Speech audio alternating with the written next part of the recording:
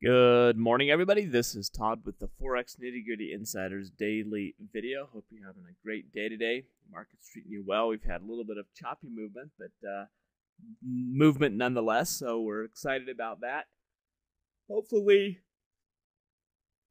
you had an opportunity to find some simple entries using the simple trading method. And, depending upon the time frame that you're trading, being able to apply that and use that with what you need to do. The market today, this is the daily chart of the Euro-US dollar, and you can see that we kind of pulled back after this big move up, and today we're starting to see it move up even further. We're seeing the resistance still at the Aussie dollar pair. We ran way down, and it's starting to come back up here again on that. Here is the U.S. Swiss franc, pound dollar selling off, U.S. Japanese yen moving back up again, and the U.S. CAD. So when we see a market where there's a lot of inconsistencies in the movements, and historically we would look at some of these pairs and think that they should be a little bit more correlated, that tells us that there's a lot going on that's causing unreliable movements. And when that happens, we have to make sure we focus particularly upon our risk management side of things. And so I want to spend just a few minutes today kind of reviewing that in anticipation of the markets being less deliberate maybe than what we'd like to have them. And so our risk that we're going to talk about here really deals with the amount that we're going to lose, or amount we're willing to lose.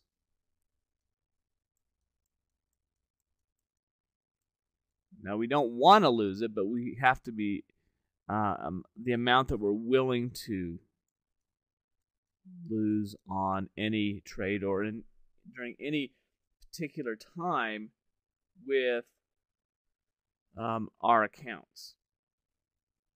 And so the maximum should be less than 2%. We're going to use 1% as our example here. What this means is that we're simply looking for an opportunity to take a trade and only risk that amount. We could take and take quite a few trades without having significant decrease in our portfolio. Now, that is per trade. Now, we also might have a total risk of all trades, and we might say that we'll only risk, 5 to 10% of our account, which means that we could have, 5 to 10 trades total.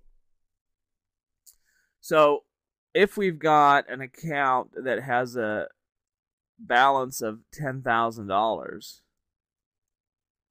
well, 1% of that is going to be $100.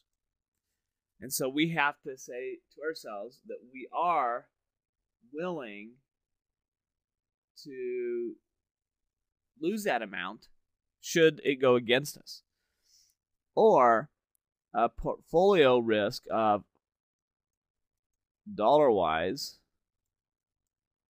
$500 to $1,000. Now, if we're not willing to lose that amount, then we have to adjust some of these. Now, when we place our stop loss in, we can then determine the amount of pips that we're going to risk on a trade. And we're going to assume that we're going to be trading mini contracts, which is $1 per pip that it moves. So if I enter in this, and we're at 9851.9851. Now, I will tell you that with US CAD, we may be a little bit more, a little bit less than $1. With the Euro dollar, pound dollar, Aussie dollar, it's going to be $1 per pip. If I put my stop loss at 9841, then I can calculate this and say that I've got 10 pips of risk.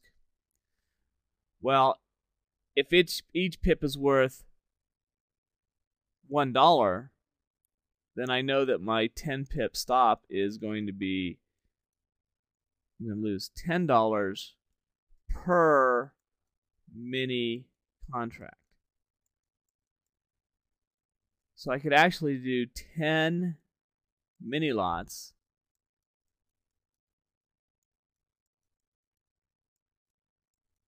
and still be within that 1% risk. Anyway, that's what we need to look at. You need to make sure you understand that your stop loss is going to dictate how many position sizes you're going to be entering into based off of the amount of risk that you're willing to take in a trade. And if you can do that, you're going to be setting yourself up to manage properly the amount of risk that you're taking in your trade. So if you have questions about that or anything else, feel free to let me know. If not, we'll be back tomorrow to take a look at the end of the week and see how things wrapped up. So until then, have a great rest of the day, and we'll talk to you soon.